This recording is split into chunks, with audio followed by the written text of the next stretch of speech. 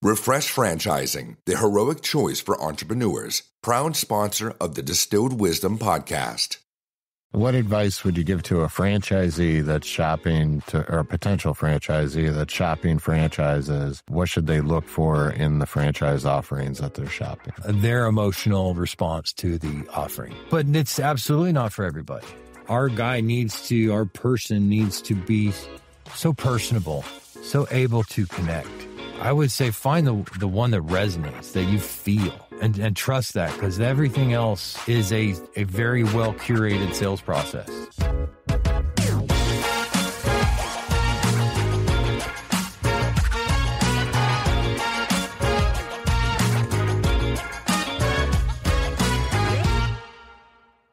All right, we're doing another franchisor today and a co-founder. We have Kristopher Stuart with Bloomin Blinds. Chris is currently the COO, a.k.a. the ops guy for Bloomin Blinds. Chris, thanks for joining me today. Pleasure. Your business is blowing up right now. I see something new every single day from your company about new territories coming out, and, just the momentum's insane. Thank you. I'm going to credit it to the pink logo. I think that's Pink's what fun. it is. Yeah. It's been good to us. So thanks for joining me. Tell me a little bit about because you're a family-owned business and operated business. Can you speak a little bit about how this all came to be and how you guys went from, a single blind location to now have how many locations? Yeah, so servicing 74 owners, running 126 territories, I think at today's count. Awesome. And over what time period? We did paperwork in 2014, put the first one on the ground in 15. And up until 2021, October 17th, 2021, there was 3 of us, just my brothers, Kelsey, Kevin, and myself. October 18th, there was 17 in office, including a call center and ops team, support, training. All the elements were in place, installed overnight. So that's like the franchisor dream right there, that transition, right? I don't know if many people dream it to be that instantaneous, but it was, it's kind of the full sends only mindset. We like the idea of how Buffalo handles storm. They just head right on into it because they know it'll be over faster, as opposed to cows that run away from it and just get mired in it for months and months or however long that storm might be. All right, the analogy just totally gave away where you guys are located. So you're out of Texas. We're out of Texas. Yeah, we're out of Texas. But no, it was, we had a plan and we forward invested and we knew it was going to be something. And so we took the gamble on ourselves and did it overnight. Awesome, man. So your mom started the company, if I understand correctly, right? On 9/11. And 9/11 as in 2001. Okay. Yep. Okay. It was the few pieces of business done in Austin at the comptroller's office before they were sent home, evacuated for the day. So coincidental anniversary, but solemn nonetheless. Little did I know that I'd end up being a firefighter paramedic for 12 years. Starting in 2008 is when I got employed for that. So did that through 2020 and then committed full-time to franchisorship. What is it with firefighters and franchises? I hear that so much. There's a lot of firefighters in the franchise space, either as E's or as now. I think it's an ability to be resilient in the face of adversity. There's just an understanding, an agreement between the firefighting profession and society that when you call, we go. Mm-hmm. Regardless, weather, fatigue, whatever it is, like that's the promise. And so the mindset is you just go. I'm lucky enough to get to participate in the thought leadership roundtables at the IFA, here at convention. And that's what I'm doing. It's just the resiliency. It's the mental resiliency necessary in business. It's luckily for firefighters, it's trained into us. And so it becomes pattern behavior that it's easy to fall back onto. For others, it's not so easy, but I think it's necessary. And that's what, to your point of why firefighters always find a franchise, is because they know how to just get up and keep going. And regardless of what they're called to do or what's in front of them or what the task is that they didn't think they were going to do, they just do. I think that's something that our shop our office is ran like a firehouse because I run the joint, and that's where my formal training came from. Do you guys have the pole from the second floor? We don't have the pole. No, it's not building standard. Okay. So the lease agreement wouldn't let us do that. It's on the list for when we get our own camp, though. So it's been discussed. But it's, that very informal environment within the walls that, hierarchy doesn't really have a place unless necessary to motivate troops to one direction or the other. Right. But when we're off-site and we're on task, everyone kind of goes right into almost a riding position seat assignment, and becomes almost autonomous because we're trained and they've been indoctrinated, if you will, into an environment that is interdependent, like franchising. You're not codependent, you're interdependent. Everybody, like the fire department, it's a service model. You're of service to somebody else. Everything's an external output. And if you keep that front of mind, then it's easy to kind of find the next step because someone's counting on you to do it. And so that's kind of how our brand was built. Is that same mindset of what guys do in a firehouse is they talk about fire and EMS and everything around the table with their feet up, boots kicked off. It's comfortable work, but it's work. They're developing their thing, their widget. In our case, it's blinds. In that case, it's public safety. So if all that works when it really matters in the public safety environment or paramilitary organization that's of service to anything else, anyone that has a patch on their shoulder that promises to do something. Another one that does really well in franchising, right, is going to be veterans. Absolutely. Especially in home services, everybody's chasing veterans. There's a mindset of service that just lets you do it better, and that's trained and instilled, so it's easy to apply to a different recipe, a different set of ingredients, and just do it over again. Do you have any tips on how you instill that down to the franchisee level? So it's easier because you got your pulse on the franchise or corporate, right? So your team that you're with directly all day, every day. How do you pass that and instill that value and those principles down to the franchisee? The same failure point in business happens in public safety, and it's communication. Every line of duty death or critical incident that gets documented and reviewed, communication failure at some point in the chain is always a part of that assessment. Every single time. You can't find a single one where there wasn't a failure of 9/11. Failure of communication. Radios couldn't operate on those elevations with that many signals on the network. So right. Communication and maintaining that is how you stay in tune and being not faking it, right? If your intent is to do something, do your intent. If you fail and your intent was honest, they will support you in the effort. You can't continue to fail. You got to win. But if you have a failure point on, something that is supposed to be a lesson where we learn is in failure, everyone tells us that, but are we given that allowance to do that? Ourselves, our team, our franchisees, they're off script. Are they bad? No, just help them get back on script. That's our job, is to support service. So, you communicate. The only way to maintain that is through honest, true communication. Celebrate your wins, own your losses, what everyone says to do. It's, rinse and repeat the basics. I love hearing how people celebrate the wins. How does Bloomin Blinds celebrate the wins with their franchisees? Not well. We're horrible self-promoters. Oh, shit. No, yeah. And that's part of our, our learning and maturing as a brand is learning how to be better self-promoters, how to build the brand as a entity beyond the guy in the truck, which is what we were. We were the guy in the truck. And so it's taken an evolution of our brand to discover what that means to share that, to tell that story. And to our franchisees' credit, they've been extremely trusting and supportive of our efforts to do that. We've been very good at supporting them in their job with the promise of one day we'll learn how to build a brand. And we're in this year, 2024, I think we're going to see a lot of things fall into place that we're able to deliver on that promise downstream. But they knew our history. They knew where we were coming from. They knew we wouldn't quit trying.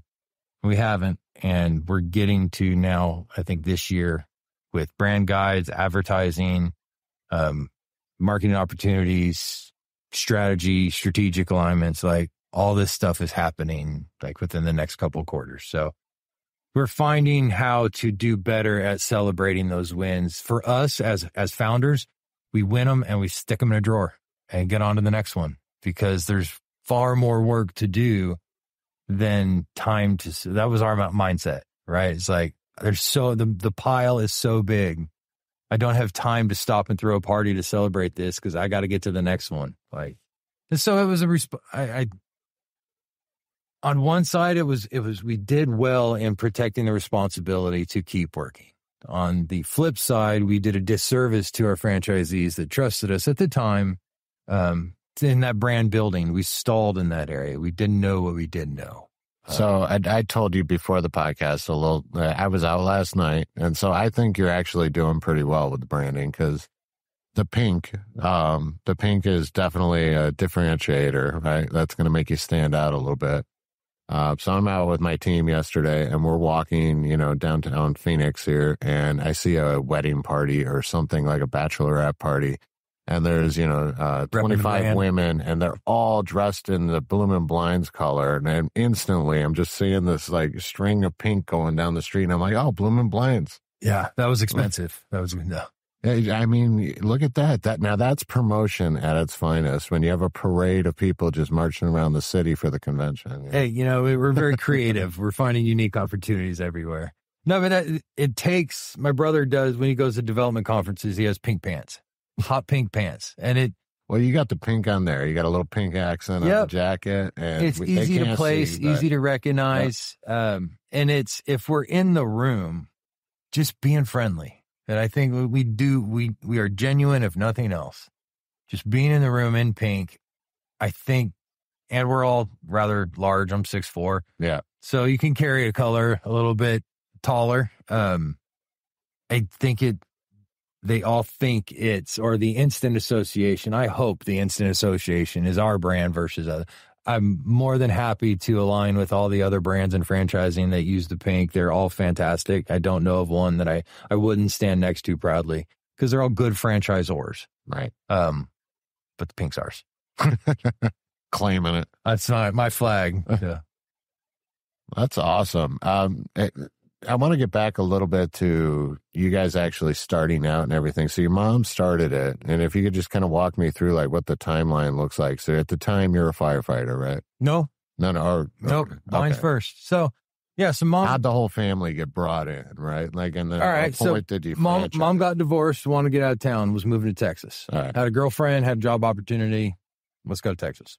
She was doing blinds in Washington by herself. So you're originally from Washington. Washington State is how we got to Texas. Okay. Yes, sir. And so she came to Texas. My younger brother moved here first. Started going to college. He's the baby of the family. Didn't want to, mom was coming too, so that was a safe move. I was on my way to Vermont to go snowboard and snowboard all day and cook all night. Yep. 2 weeks after I got to Texas, I met my now wife, Leslie. So that story's over or barely beginning. Love you, babe. And then Kelsey came shortly after, and mom arrived, and so we all arrived within 2 years of each other in Texas, and for whatever reason, kind of rerouted to North Dallas, North Central Texas. My dad came later and joined us in Texas, so everybody's here now. And then so, anyways, mom brought her company, started Bloomin Blinds. And shortly after got here, got sick and couldn't work, and she asked me to help. So I was selling cars at the time, and could not enjoy a job more. Double negative. So I was happy to bail out of that, and I'd done that for a month and a half, and I want those month and a half back. But anyways, I'm not bitter.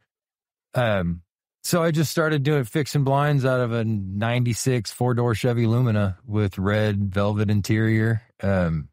It was white. I want it back. But that's how it started, in plastic Rubbermaid tubs out of a 4-door Lumina. So I was mom's first employee. We only did repairs for the first few years because the retailers, we weren't biting the hand that was feeding us, and retailers were sending us repairs, and we'd send them back their sales and say, thank you very much for the referral. And, tell John's Blinds that, we sent them right back to you for the sale. And so it was very cooperative. And then we got to the point where it became silly to turn those opportunities away. And so we started retaining those sales opportunities, and we still were getting repair referrals. And so we knew we had built a good enough reputation. And so we just did the mom and son's family business selling blinds for a few years, and we're fairly successful with it. Got it to just under $3 million in retail sales locally. Through that time is when I went to thinking that it didn't have scaling ambition, because it didn't at the time. I was looking for a retirement and a stability piece for my wife and eventual family. So I pursued the fire department for a retirement and, all that capacity. So were you doing both at the time? Yep. Doing both, 24 on, 48 off. So it made, most I was ever out for a week was 2 days. And it was, mom's the boss. So it made it very accommodating to like, hey, I'm on overtime. I'm like, sorry. So that was easy. It was fun. I loved it. I was good at it. And so it made it easy to come into work. And what I thought was just a job was kind of supported the pay for a firefighter. Right. So between the two, I had enough to make family and things like that. Franchising happened because it was the business had scaled to the point where we're either going to break up the family and go to different parts of the state or country and recreate this. You had that decision of corporate model versus franchising, right? And had no idea what franchising really was. But we engaged it. We knew enough that it was, we'd train other people to do it, and then they mail you a check. Mm-hmm. That sounds nice. Right. Yeah. Why wouldn't you? Sounds nice on the surface until you start getting into it. And until you unpack it. This is a little more than I expected. Yeah. And so we launched it, and we did really good at supporting the franchisees in the job. Because owner-operators, anyone that wanted more than a single territory, we turned away because we didn't know how to support it. We didn't know how to build it or do it. Smart. And so we only entertained owner-operators. My brother found them all through portals, just cold calls and, earning them. When did your brother get into the picture? Because he's, CEO today, right? He's CEO today. No, it was 2002, 2003, early on. And he worked for free for the first 9 months or whatever, and was like just sitting on checks because mom basically told him, you got to earn your own paycheck. And I was like, yeah, earn your own check.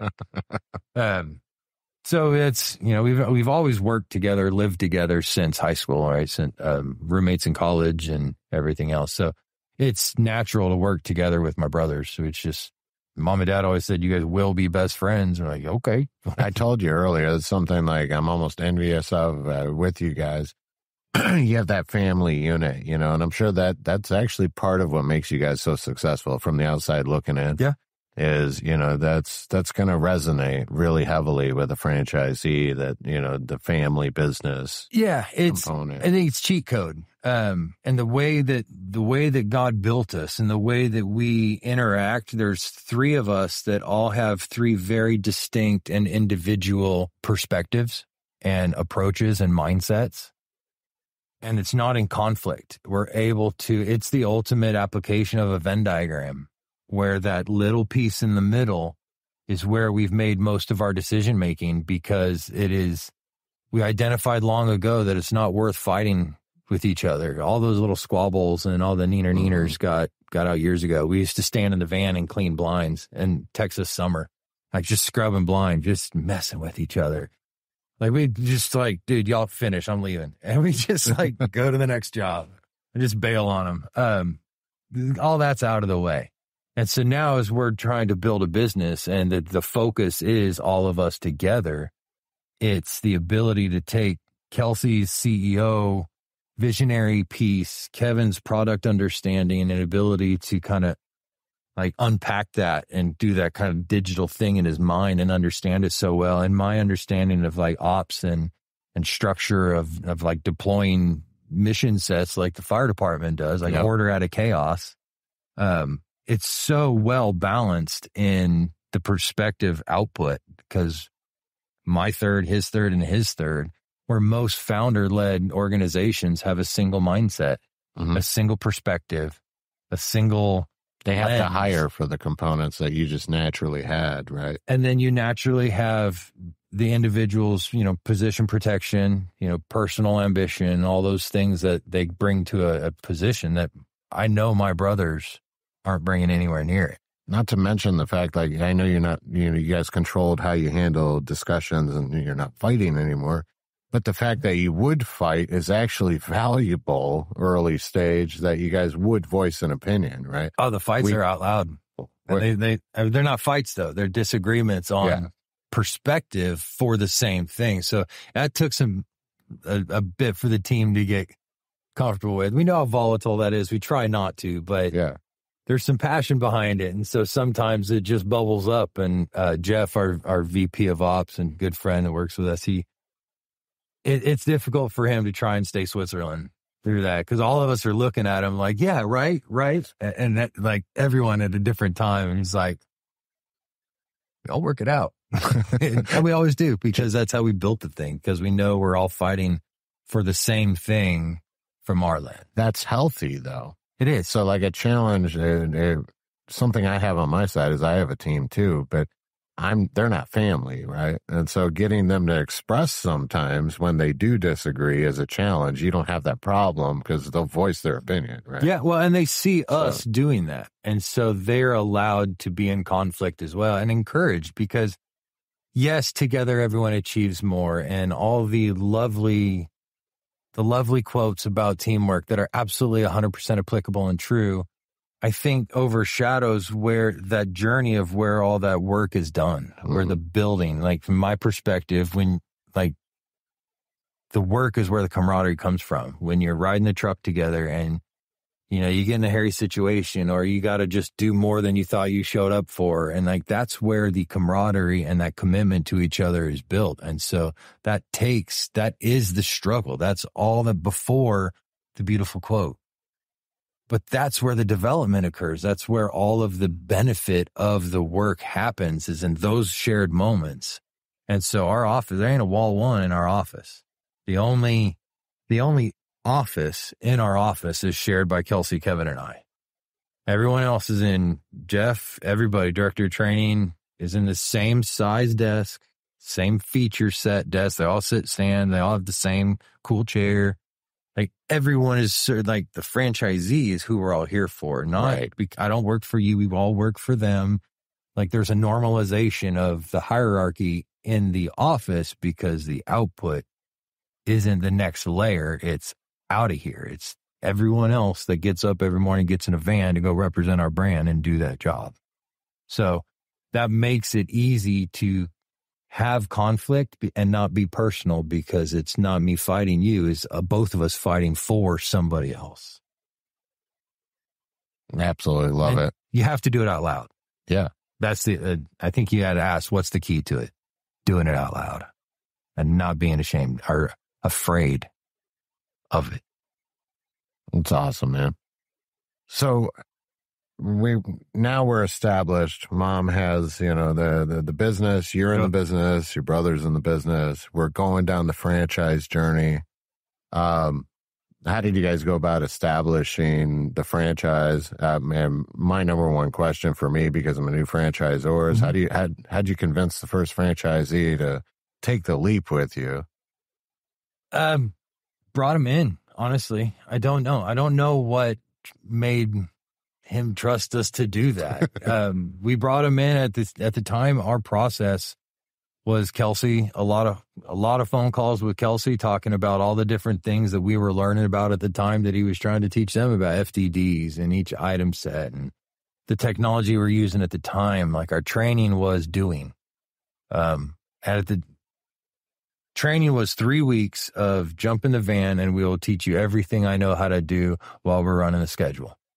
And that was the extent of how to build a training program that we knew at the time. Well, and a lot of that came from me getting layers of certification as an instructor through the fire department and being taught how to be an instructor, how to format curriculum. And everything in that output was a public safety, life safety type scenario. So there was a very definitive structure, mindset, approach to management. Very important, absorb it. It's very important that this is understood and applied in this manner because the output's important. But that's what taught me how to train. I didn't have corporate retail training. I didn't have executive level training. I need you to be able to do this skill set very quickly and effectively for this particular reason. And in this case, it's profitability for your franchise operation. So I just, take out some variables, take out ladder, take out chainsaw, roof, fire, replace it with tilter, blind, iPad, right? Just change the variable and the structure and application of the training and instructions stay the same. Like you can still deliver tactical skill sets in a very short amount of time. In the same manner, I can teach an 18-year-old who's never seen an extension ladder to throw it single-handedly up against the roof and raise it efficiently. It's the same process of learning. So that's what the training center is built as, is a distraction-free, effectively like skill set lab, much like fire department props are, that everything else is taken away. You just do the one skill set over and over until you have muscle memory that it becomes training as opposed to learning. What shifts did you see as far as like success in franchisees when you changed over from the 3 weeks in the field riding in a band over to, like now we have a structured curriculum and you're going through the system? How long is your training now? 2 weeks. Okay. Yeah. So you even lowered it. 90, and we're able to apply more. And we've actually just recently did another evolution. And what we've learned is through the evolution of it, because the platform was sound, and at the time it was as much as we can give you because we didn't have the structure. I didn't have my training yet to evaluate our own internal training. Right. It kind of was symbiotic in its development. Metrics to really measure. So I go to the fire department for 24 hours and I have 48 hours to come home and bend all my brother's ears and be like, guys, we need to do it this way. We need to do it this way. And then get off me, get off. And so we had to mature together to get here. But then, so where we're at now is the goal is 100% retention of the 100% of the information we deliver. It used to be, I'm going to give you 100% of what I know and hope you retain about 30% that should get you started. Now we've narrowed down what that 30% needs to be to get started. And we deliver that to 100% absorption capacity within that 2 weeks. Test on it, verify that you retained it, and send you home with. Yeah, that was going to be my next question is how do you measure? It's just the testing and results. We've watched their monthly AUVs from system as the system grew. The AUVs are increasing in smaller or in for the audience, shorter and shorter increments, average unit volume, store profitability. So their sales go up faster through less content, better absorbed, and more repetitively trained. And it took a bit for the team to get it. Because in concept, it's tough. Like I'm taking away information. Right. But the volume of information that is the window covering industry, it's not complex, but it is massive in volume. And so to be able to weed through all those details, it's the Cracker Jack decoder. Mm-hmm. Once you get the decoder, you can read all the fun toys and boxes and puzzles. And so that's what we've realized. That's what we can effectively give them a foundation, and they'll find the rest. Yep. Right? Teach them to cook, not teach them how to make a dish. Teach them how to cook. And so you can cook anything. And so that's our perspectives. We teach systems overview that can be applied to anybody, any manufacturer's product. Stay with us. We'll be right back. Citizens of distilled wisdom, gather around and listen up. If you're a fan of the show and want to join forces with its host, Adam Ferricane, then Refresh Franchising is the perfect choice for you. So gather your courage, summon your inner superhero, and visit refreshfranchising.com to launch your heroic franchise journey. Refresh Franchising, the heroic choice for entrepreneurs, proud sponsor of the Distilled Wisdom podcast. So what's the average franchisee look like in your model? I know it was operators. Mm-hmm. So you're looking for the people actually going out doing the sales call and the installation, right? We started owner-operator model. And what we found is the daily connection with your business is the successful element. At whatever scale you do it, whether you're investing in an entire metroplex area and you want 9 territories, still you need to be there every day. Somebody needs to be emotionally attached to the decisions made. Do you have that requirement in your FTD? I have one in mine, but we don't have it in there. We'll entertain the executive model, but that's a totally different conversation. Have you done any of those yet? No. There's a couple in the system. Yeah. But the runway that's necessary for those, because the expenses you got to onboard on the front end, management and staff and all that, just it has to be bigger. And so that's a different risk tolerance. Investment. Yeah. I mean, we have a few in the system that love the system enough. They're like, I'm here for the long haul. So I'm playing long ball and I see what this can become. Absolutely. I appreciate the trust. I don't intend to squander it. But those are few that can do that and stay connected to make sure their management team is making good decisions in absence It's of a ownership. different role completely, because now you're not just developing essentially the small business owner, you're developing an executive. Mm-hmm. The whole management team. You're raising individuals, much like we used to do. We get 18-year-old kids that still lived at home that are paramedic firefighters are getting handed 5-year-olds at 3:00 in the morning that can't breathe. They can't make spaghetti. So they have a skill set, but they have to develop as individuals for maturity. So there's so many correlations between the two environments that it feels like the same uniform from a tasking, like repetitive thing for me personally, that it's comfortable as the day is long. I love it. Awesome.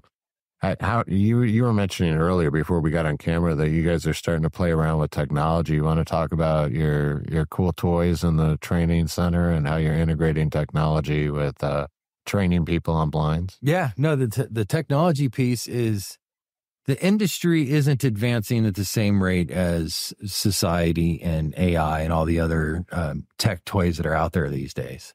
A lot of the motorization has some really cool pieces in it, but a wood shutter can only advance out of being a wood shutter in so many ways. Size. Yeah, and you get into paints and coatings and different polymers in the actuators, but all that's at the end of the day, the customer just sees a wood shutter. Right. So how you can convey the trust in those unknown products to the consumer is critical to getting them to understand the value in buying it, one from you and buying the product as it is, because we have a handful of manufacturers that we partner with that we trust their products and we trust their systems, their customer service. And that's who we offer. We don't offer the entire suite of brands in the home or the window covering space. Right. We have a very small group of partners that do very good job that we can trust putting their name out there. So, but at the end of the day, they're buying from Bloomin Blinds, and that's the brand that they eventually see. Yeah, well, you want to control your partners anyway for quality standards because you're attaching it to your name. Yep. Right. So what we've discovered is that the product development may not be advancing at the same rate, but our service delivery can. And so that's where we're taking the company, is how to take out the elements of the transaction that are transactional, and just keep humans interacting with humans. So now they can actually build relationship, create rapport. So when they ask about those advanced coatings on the wood shutter or the different plastics used in the gearing inside that make it work so well, there's a trust and understanding of the product that I don't think other brands take the time to develop. They just talk about the product without establishing trust up front, or the consumer wants to hear what they have to say. They're effectively just rinse and repeat or robotic. And so they lose, the customer never trusts them, doesn't build a relationship, doesn't buy. Well, how does tech help you strengthen that personal? So when they come to our training center, they're instantly met with an 85-inch television screen instead of a sign. And it's a running looped commercial. So instantly you walk in the door of this flex warehouse space that you're expecting to see concrete floors and You get a carpeted, nice, lovely, inviting room with this massive piece of technology just right there in your face. But it's placed well where it's just part of the room. Like, it's like, whoa. And then it just goes away because it's expected. It's big TVs on the wall is part of life. You were saying you were doing something with cameras. So Yep. And then once you get back into the skill lab, there's totally wireless overhead document cameras, similar to a culinary school environment. Sure. And then they're broadcast to 4 TVs, 4 55-inch TVs up on the wall simultaneously, all wirelessly. And that idea, although we're fixing a $1 tilter in a $400 blind, I want our franchisees to engage the customer head up, making eye contact. So the TVs are up high to keep their chin and head up.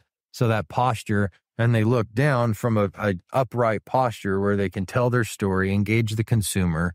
And so the advancement level of that is to pursue AI developments and potentially into robotics and things like that, where the measurements and all the window data is captured with the customer never leaving the customer face-to-face. So robotics has been a common trend on my podcast lately. Like, that's coming up because AI is obviously a big subject, right? Not going away. Which I don't even quite know how to fully define what AI even means really today. But do you see this as impacting your industry in any way in the future as far as robotics and AI coming together? You know, do you see... Because I see it somewhat as a new opportunity and possibly challenge for home service brands. Maybe not immediately, but once you start getting intelligent robotics, it starts impacting, the labor force and everything across the entire country. What's your opinion on that? Do you see, is Bloomin Blinds or yourself, taking any steps or? Yeah, we've coined a cliche in office. I may have come, it doesn't matter who came up with it, but it's that technology should enhance relationships, not replace them.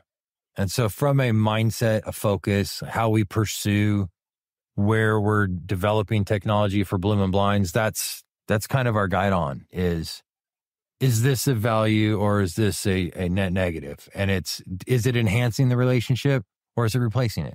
Right. Well, for our brand, we'll never take the human out of the home.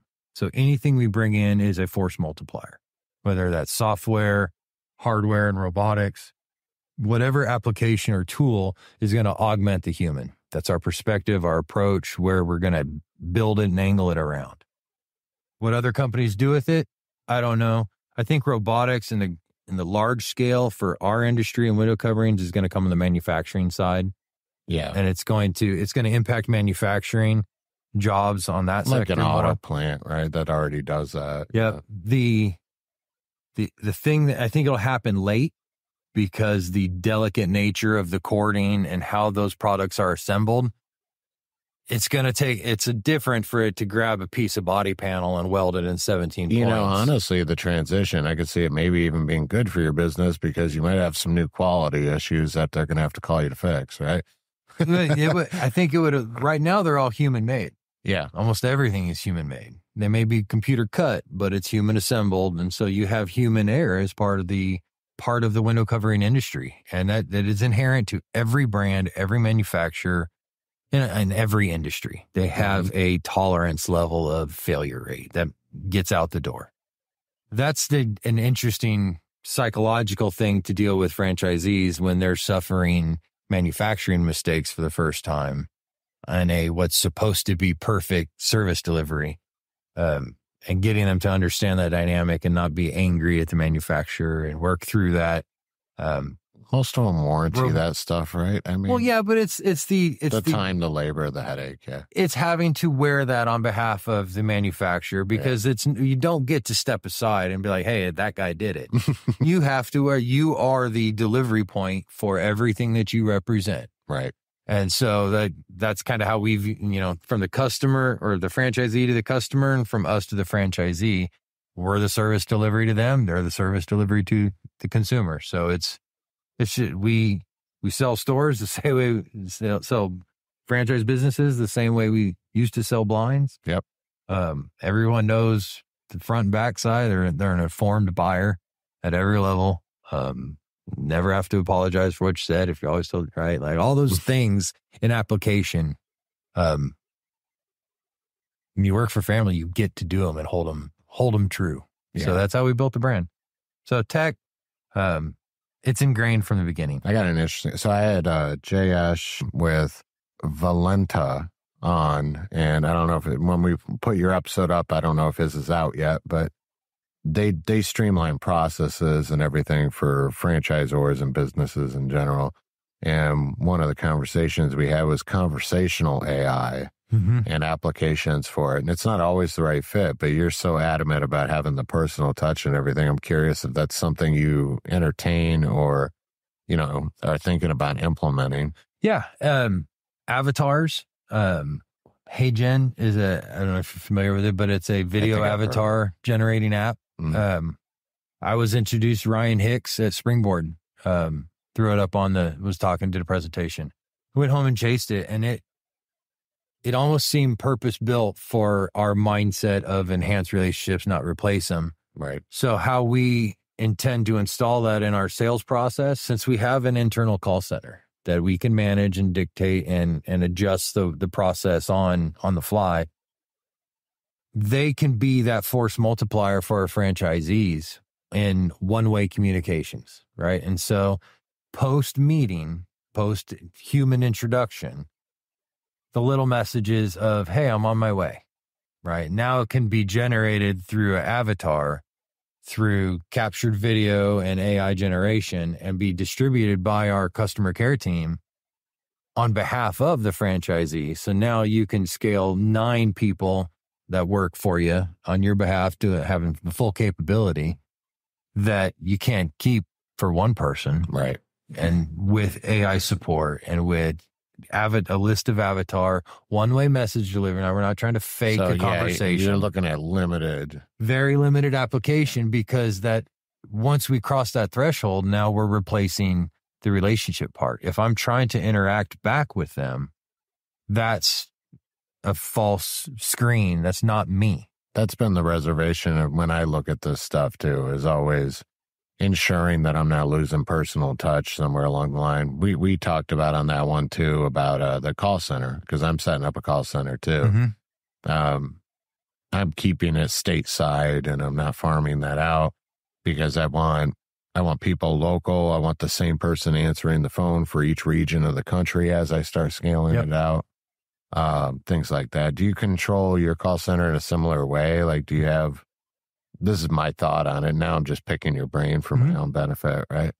But I have is to chop the call center into regional areas so that the calls are routed in, and because I have repetitive customers and they have a relationship with whoever they're calling in the office, right?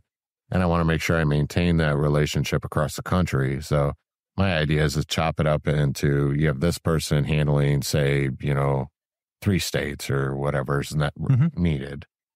Do you do anything similar in your call center? Similar. They're assigned a franchisee representation, basically. Like, that's their point of contact. Gotcha. But everybody is capable in. So your call center is for the franchisee, not the consumer? Well, it's consumer inbound traffic. Okay. So, but they answer on behalf of the franchisee. So they're very much representative of that local family operation from our office. And so we spent months getting all the technology stripped away that kept a human from picking up the phone and saying, hi, this is Chris from Bloomin Blinds. How can I help you? I have a really good question about that, because I just implemented the call prompts when you call in. And I was torn on doing that. Do you guys have that, or does it go straight to? It goes straight to human. Okay. All the digital switching and data capture happens, but we have to answer all the spam calls, because now the spam filter, that was the biggest thing, was the spam filter. Fine. We have so much more capacity in our call center just because how we build things. Like I build the building, the roads, the water, the sewer, everything, electricity, furnish it, and then invite people to move in. Like, that's our perspective. Like, that's our responsibility to do. now that we know what responsible franchising is, to follow the theme of the IFA, that's the obligation. Like, that's our job, is to provide finished goods and services to the franchisees, not teasers of stuff that never happens. Right. And to deliver that repetitively well. So our customer care team has the capacity to do all of these things. Yeah, we've onboarded more because we have a strategic partnership coming on that's like months in advance. So they're that good when the impact hits. So it's our mindset. That's just how we steer the ship. What advice would you give to a franchisee that's shopping or a potential franchisee that's shopping franchises? What should they look for in the franchise offerings that they're shopping? Their emotional response to the offering. I don't know, man. That's so personal. There's so many choices, from food to home services, Bloomin Blinds. But it's absolutely not for everybody. Our person needs to be so personable, so able to connect, that's not for everybody.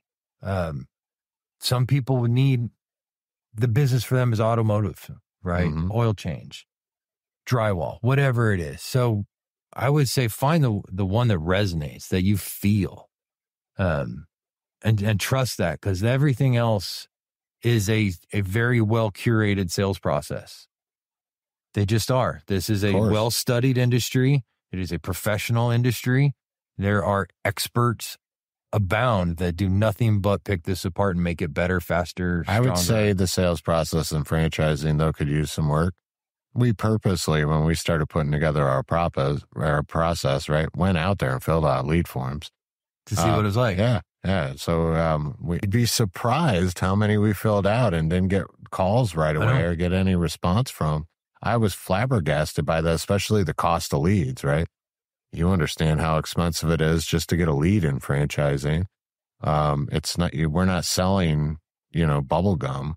It's a high ticket item. Yeah. So lead generation's expensive. And then when they get a lead, they don't respond.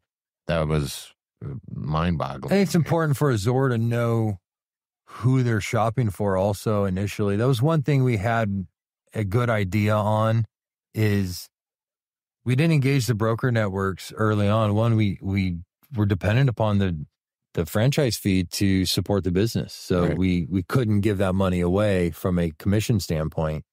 Two, we didn't know anything about it.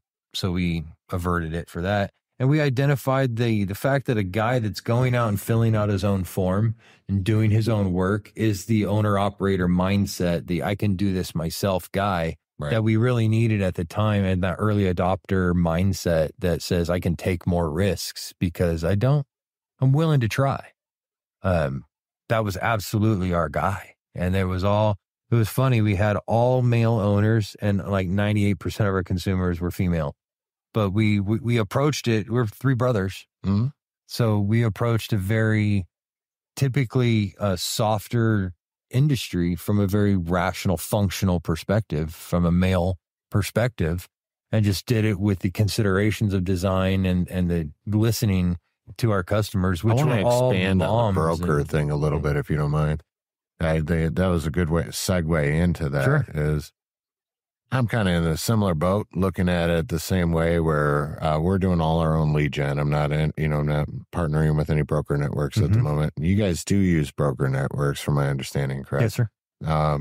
What's your experience been with that? And do you feel that is a good way for somebody to go early stage, or is that something they should reserve for later? I personally am of the opinion that I should build my own internal marketing, right? I think it's resource driven. Yeah.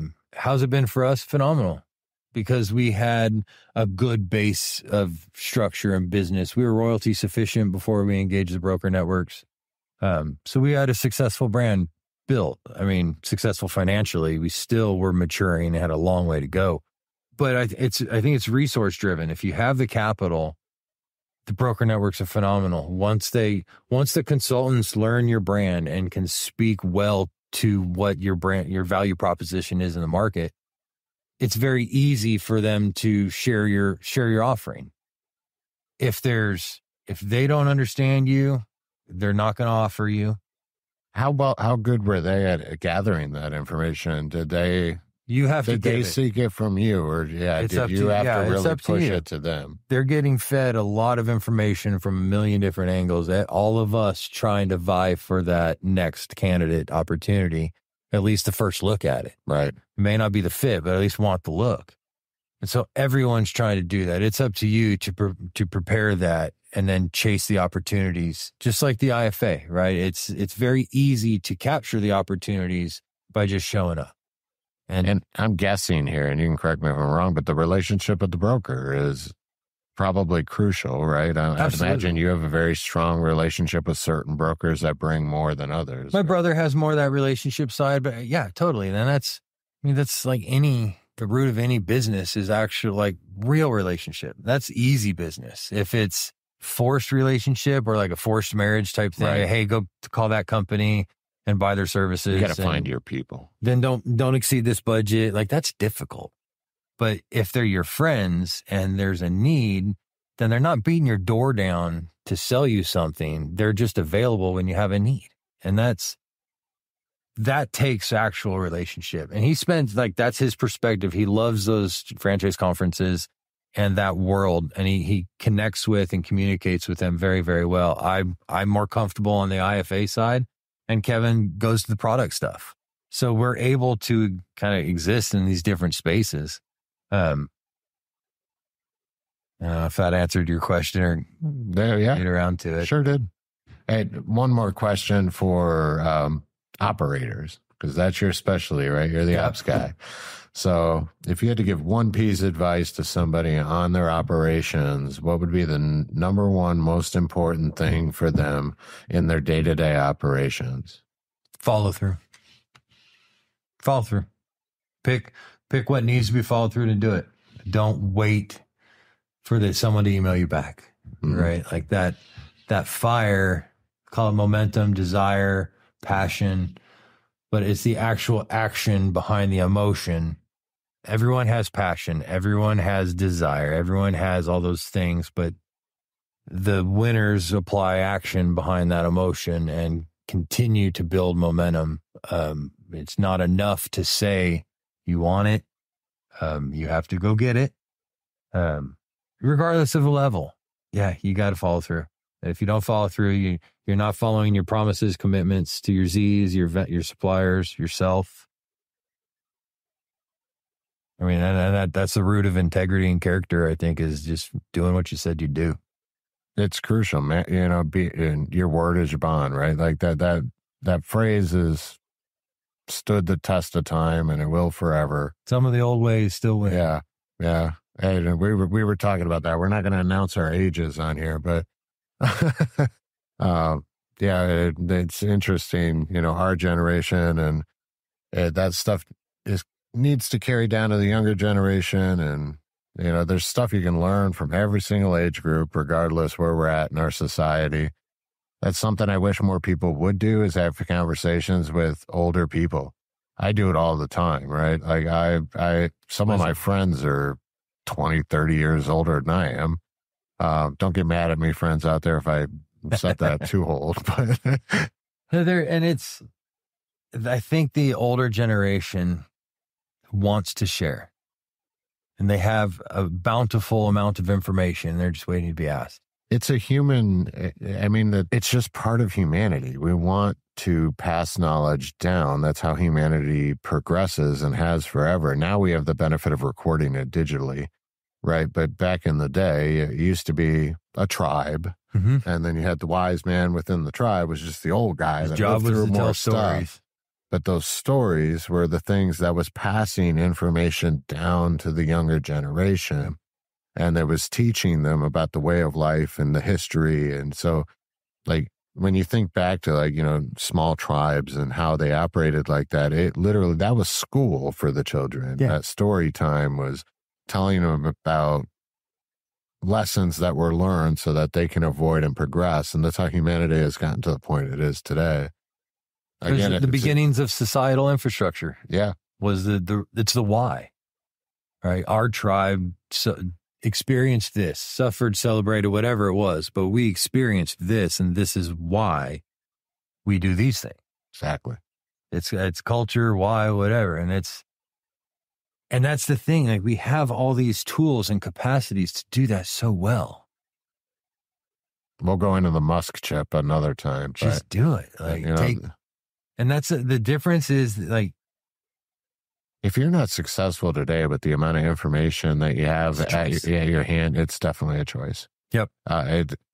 You can find out absolutely anything in about 30 seconds with your extension of a brain that we carry around, or your phone, right? It's all right there. There's no excuse today to not be able to do something. No. I mean, you could even teach yourself like quantum mechanics yourself from your bedroom, at home. Yeah. That wouldn't interest me, but we're messing. You know what a flipper zero is? No. It's in short, it's a hacker toy. I mean, it'll read RFID, NFC, Bluetooth. I think I know you're talking about. It's the little orange. It's got the dolphin. It's shaped like a toy Game Boy type thing. Okay. Anyways, it's a signals transceiver. It absorbs and can decode and unprocess, decoded signals and things like that. I think our job as a franchisor is to chase those things on behalf of, like, it's totally out of curiosity, but can I take the 10 different remote controls that we need to use, and can this pick up all of them and keep a single device? So now, instead of $1,000 of remotes I got to keep, can I, for $150? That's why they buy a franchise. I mean, we have a huge responsibility to continue advancing and developing. Yes. They don't have to think about it. They're operators, right? Even if they're a big organization, they have lots of territory, and they're that corporate structure where they have multiple managers. And even at that level, it's still the OR's responsibility to bring the new stuff to them. Yep. That's why they bought it. That's why they pay a royalty. That's why we exist. That's why they continue to pay it. Yeah. When you stop providing that value is when they should continue to stop, or should stop paying that royalty. Because that's why that's the engagement, right? That's the bond, the agreement between two parties is, I will find ways for you to make more money, and for that, I would like a small piece of it.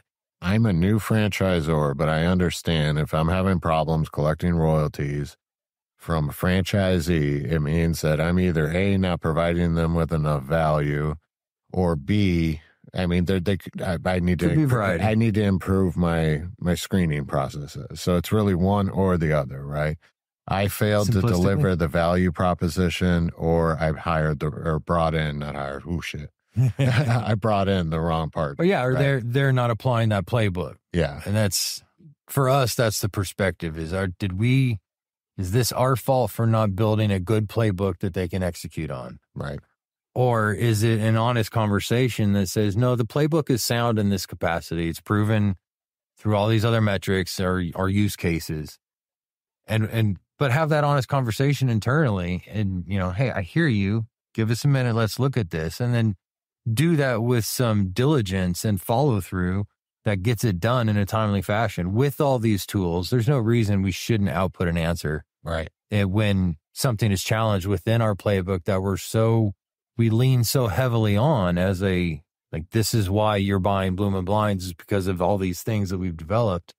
If any of those are challenged, that is our product. We have to make sure that sounds. So with AI, with all the industry experience that we have in office, because we're not franchisors in office, we're job support window covering specialists in office. We need to test that as much as we can within 2 to 3 days, and you have an answer back for them. And that's system wide. When we find those, it's not just okay for you. Nope, this goes out to everybody.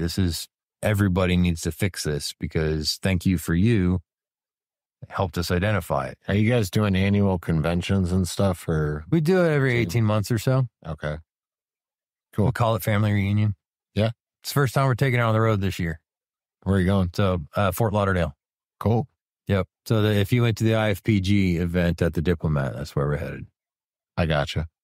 Yeah, I will not be there. I've been to the Diplomat, though, ironically. So that's where we're headed. Yeah. Okay. I actually went there, I think, for a Grant Cardone thing. It's a nice place. I'll share the same stage as Grant Cardone. No problem there. He's a character, that's for sure. I only met him once, but I did have a conversation with his sidekick, Brandon Dawson. Interesting guy, very straight to the point.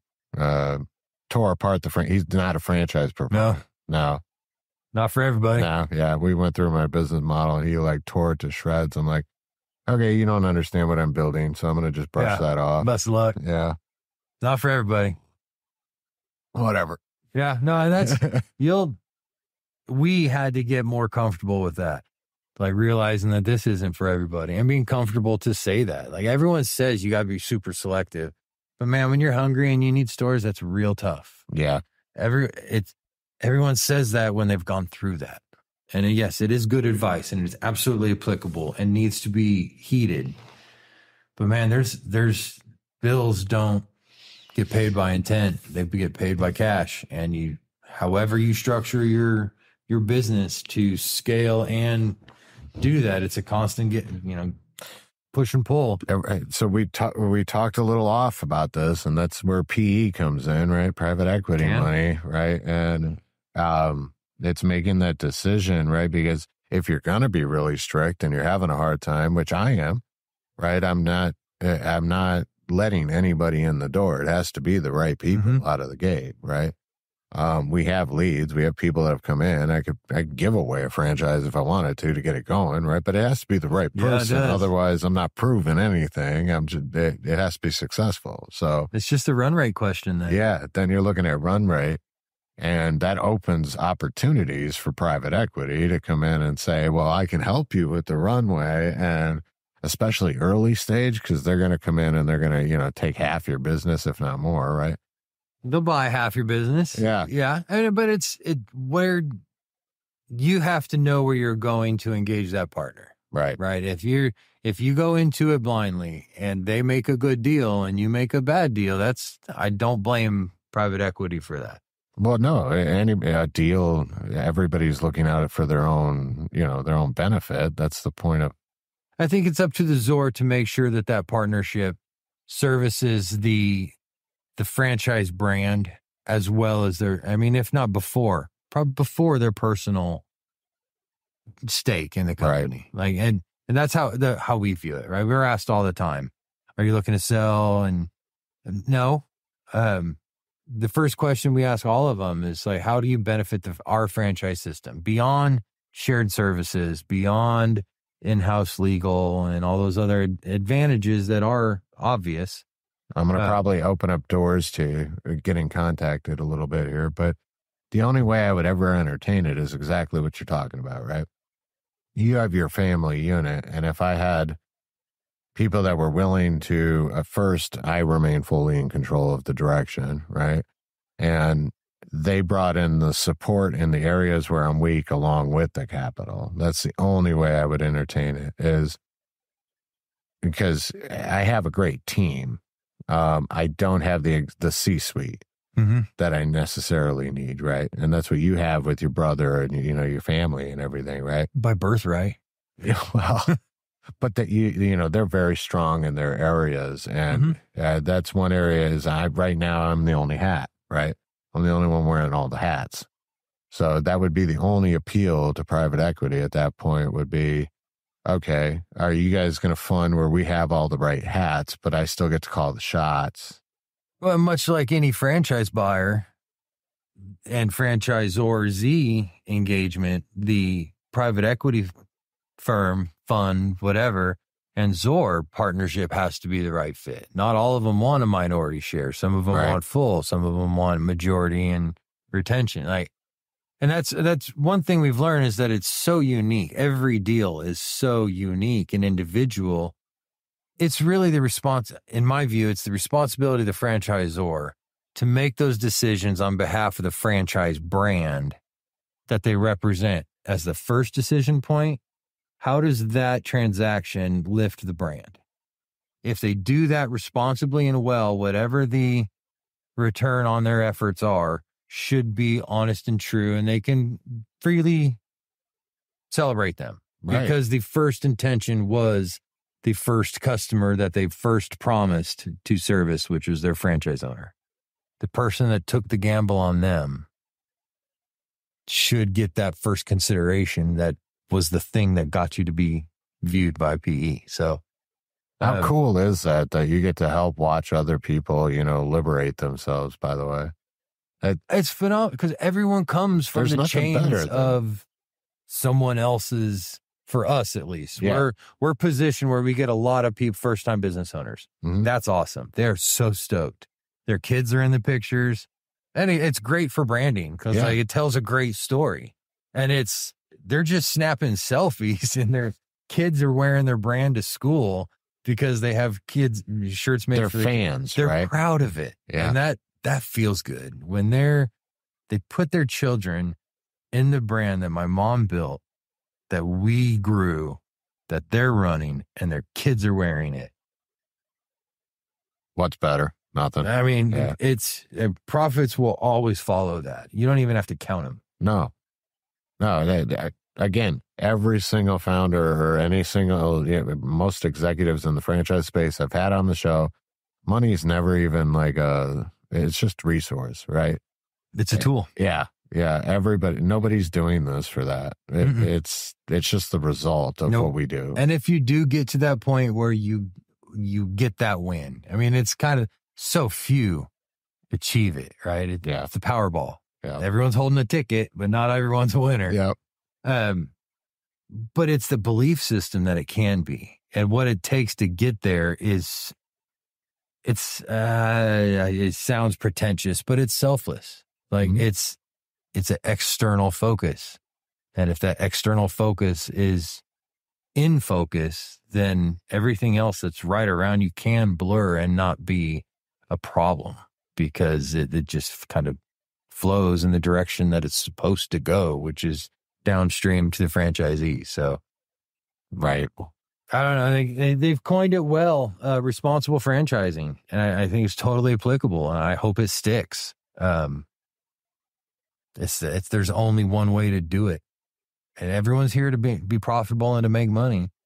But it's the minute someone gets overly greedy and starts taking somebody else's is when franchising, I think as an industry, starts to weed out and eject that cancer from the environment that does such a good job of protecting itself. It's self-regulating. Yeah, it is. And there's a purity of intent in franchising that from supplier to Zor to Z, and in the good PE firms make good choices and they invest smartly and they don't pay the gold diggers, right? They don't reward that guy. And so at all levels, I think when done well, the rising tide lifts all boats and everybody gets elevated because of the collective honesty and character of this industry that franchising is, regardless of your widget within.